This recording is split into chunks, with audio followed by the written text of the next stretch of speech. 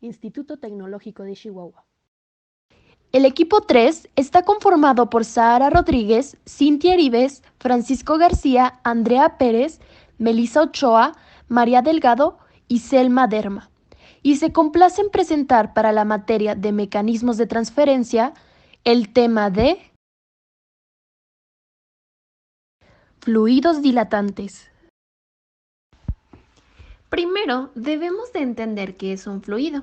Este es un tipo de medio continuo formado por alguna sustancia entre cuyas partículas solo hay una fuerza de atracción débil.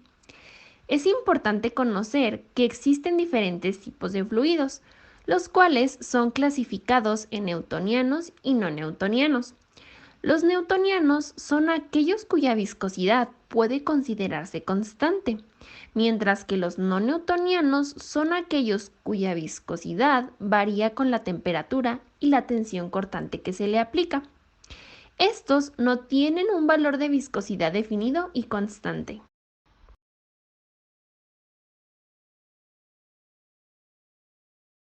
Nos enfocaremos en los fluidos no newtonianos. Estos a su vez se dividen en dos tipos, los que son independientes del tiempo y los que son dependientes. Los fluidos independientes son aquellos que sus propiedades riológicas no cambian a través del tiempo, y dentro de esta clasificación encontramos a los fluidos dilatantes. Por lo tanto, el fluido dilatante es un fluido no newtoniano independiente del tiempo. Como dato curioso, la riología es la rama de la física que estudia la relación entre el esfuerzo y la deformación en los materiales que son capaces de fluir. Las propiedades riológicas se definen a partir de la relación existente entre fuerza o sistema de las fuerzas externas y su respuesta, ya sea como deformación o flujo. Una vez definido lo anterior, podemos decir que un fluido dilatante es aquel que tiene un incremento del esfuerzo cortante y la velocidad de corte. Asimismo, se incrementa la viscosidad, por lo que habrá una mayor resistencia al movimiento. El comportamiento que tienen estos fluidos es solo un tipo de desviación de la ley de Newton y está controlado por factores como el tamaño, la forma y la distribución de las partículas. Las propiedades de estas suspensiones dependen de la teoría de Heinecker y de las fuerzas de Van der Waals, y pueden estabilizarse electrostática o estéricamente. Una gran parte de las propiedades de estos sistemas se deben a la química superficial de las partículas en dispersión, conocidas como coloides. Un coloide es un sistema conformado por dos o más fases, normalmente una fluida y otra dispersa, en forma de partículas generalmente sólidas muy finas. La dilatación en un coloide depende de la relación de fuerzas entre partículas, como las fuerzas de Van der Waals. Mientras estas dominen, las partículas suspendidas permanecen en capas ordenadas. Sin embargo, si dominan las fuerzas de cizallamiento, las partículas entran en un estado de floculación y comienzan a comportarse como un sólido. Cuando se eliminan las fuerzas de cizallamiento, las partículas se separan y vuelven a formar una suspensión estable. La velocidad de corte a la que el fluido pasa de un flujo newtoniano a un comportamiento de espesamiento por corte se conoce como velocidad de cizallamiento crítica. Si se corta a una velocidad relativamente baja, las interacciones repulsivas mantienen a las partículas ordenadas y en capas. Al aumentar la velocidad de corte por encima de la crítica, las fuerzas de cizallamiento superan las interacciones repulsivas, provocando una estructura desordenada y un aumento de la viscosidad. Cuando las partículas de una suspensión estabilizada pasan de un estado inmóvil a un estado móvil, pequeñas agrupaciones de partículas forman hidrogrupos, aumentando su viscosidad. Estos hidrogrupos se componen de partículas comprimidas momentáneamente, formando una cadena de partículas irregulares en formas de varillas similares a un atasco. En teoría, las partículas tienen espacios entre ellas extremadamente pequeños, lo que hace que este hidroacumulo momentáneo y transitorio sea incompresible. Es posible que se formen grupos hidroeléctricos adicionales a través de la agregación. El mejor ejemplo de un fluido dilatante es la arena movediza.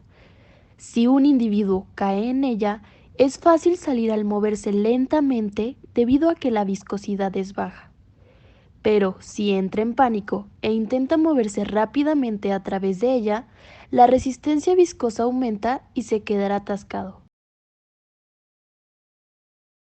Modelo de Ostwald-de-Waal. Un gran número de ecuaciones empíricas se han propuesto para modelar las relaciones observadas entre el esfuerzo cortante y la velocidad cortante para fluidos independientes del tiempo. Recordemos que un fluido dilatante es independiente del tiempo. Pueden representarse de manera adecuada para muchas aplicaciones de la ingeniería mediante un modelo de la ley de potencia, el cual se convierte para un flujo unidimensional en donde n es el índice de comportamiento del flujo, k es el índice de consistencia y dv sobre dy es igual a la velocidad cortante. Ambos se determinan experimentalmente. Esta ecuación se reduce a la ley de viscosidad de Newton para n igual a 1 y k igual a viscosidad.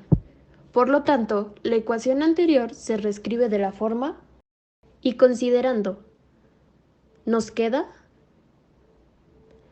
donde eta es la viscosidad aparente. Si la viscosidad aparente aumenta con el incremento de la relación de deformación, n mayor a 1, el fluido es dilatante. Cuando n es igual a 1, el modelo se reduce a la ley de Newton de la viscosidad con μ igual a k. A continuación se va a ver lo que es un riograma de un fluido dilatante. Los fluidos dilatantes son suspensiones en las que se produce un aumento en la viscosidad, como se puede apreciar en la primera figura, al mismo tiempo que aumenta la velocidad denominada por du sobre dy y el aumento del esfuerzo cortante, el cual se denomina con la letra tau. En este tipo de fluidos hay una mayor resistencia al movimiento.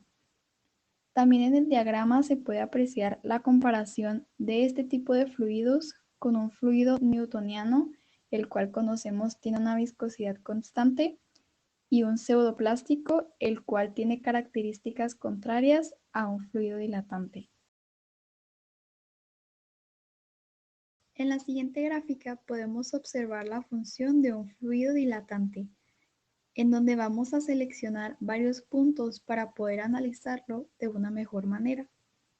Si queremos conocer la viscosidad en el primer punto amarillo μ1, tendremos que conocer igualmente su pendiente. Algo que podemos notar aquí es de que a un menor esfuerzo cortante tendremos una gran velocidad. Si se sigue haciendo esto con los puntos siguientes, obteniendo sus pendientes, nos podremos dar cuenta que estas van aumentando, es decir, la viscosidad va aumentando. A esto se le conoce como viscosidad aparente, ya que va cambiando con el tiempo a medida que aumenta la velocidad. Esto se va a repetir hasta llegar al punto rojo μ4, en donde aquí podemos decir que la viscosidad ya es perteneciente al fluido, y es por eso que se puede concluir que a un mayor esfuerzo cortante habrá una mayor resistencia al movimiento de este fluido. Para un adecuado cálculo de un transvase de estos fluidos, siempre se deberán realizar pruebas empíricas de su comportamiento para poder modelizar su índice de flujo y su índice de consistencia. En caso contrario, se corre el riesgo de sobredimensionar o subdimensionar la instalación debido a los insuficientes datos que se obtienen de un viscosímetro de laboratorio. Por otro lado, es importante también que conozcamos la riología de los fluidos.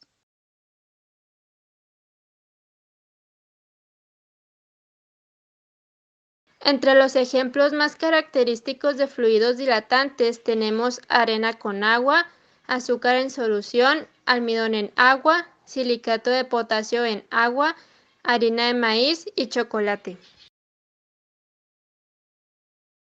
A continuación, veremos las aplicaciones industriales de los fluidos dilatantes.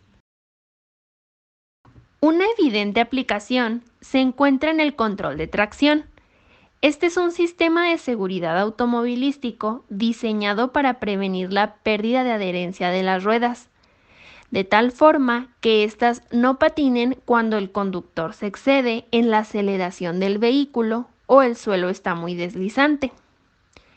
En todas las ruedas se utiliza una unidad de acoplamiento viscosa llena de fluido dilatante para proporcionar transferencia de potencia entre las ruedas delanteras y las traseras.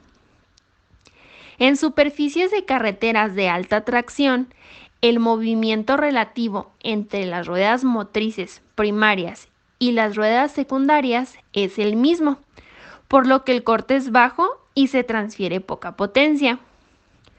Cuando las ruedas motrices primarias comienzan a patinar, la fuerza cortante va a aumentar, lo que hace que el fluido se espese. A medida que el fluido se espesa, el par transferido a las ruedas motrices secundarias va a aumentar proporcionalmente, hasta que se transfiere la máxima cantidad de potencia posible en el estado completamente espesado.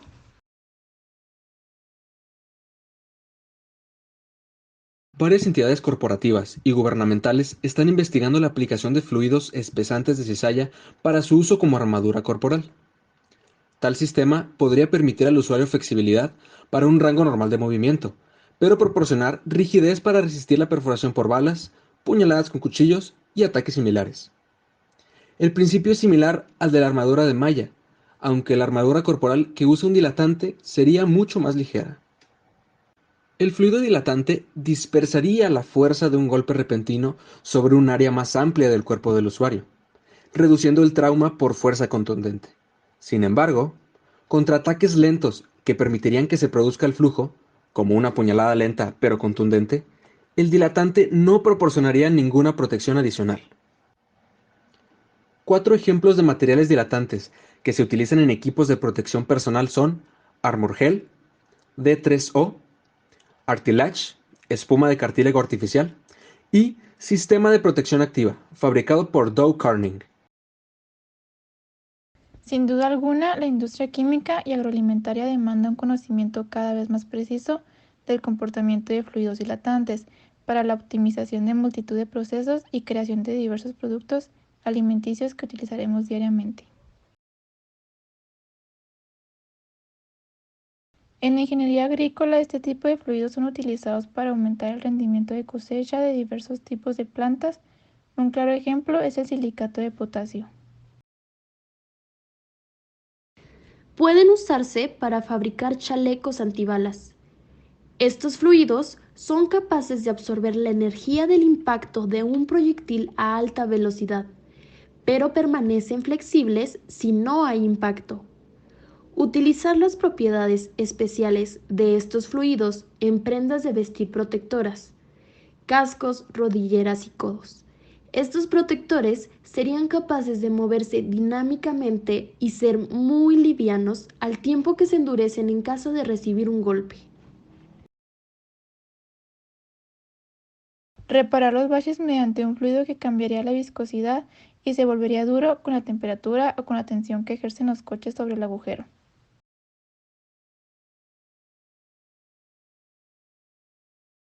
El día de hoy aprenderemos a hacer un fluido no newtoniano dilatante con materiales que tienes en tu casa.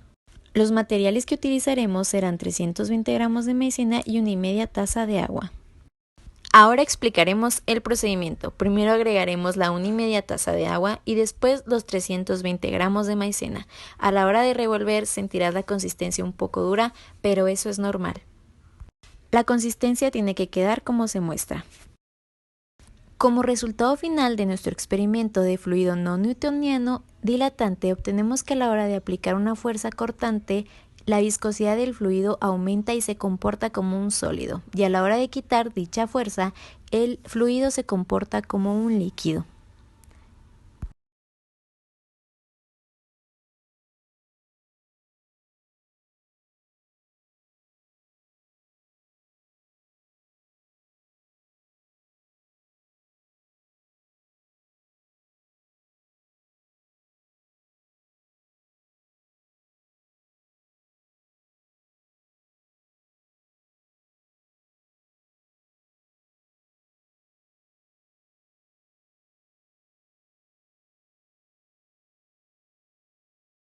Esto ha sido todo del tema de fluidos dilatantes por el equipo número 3.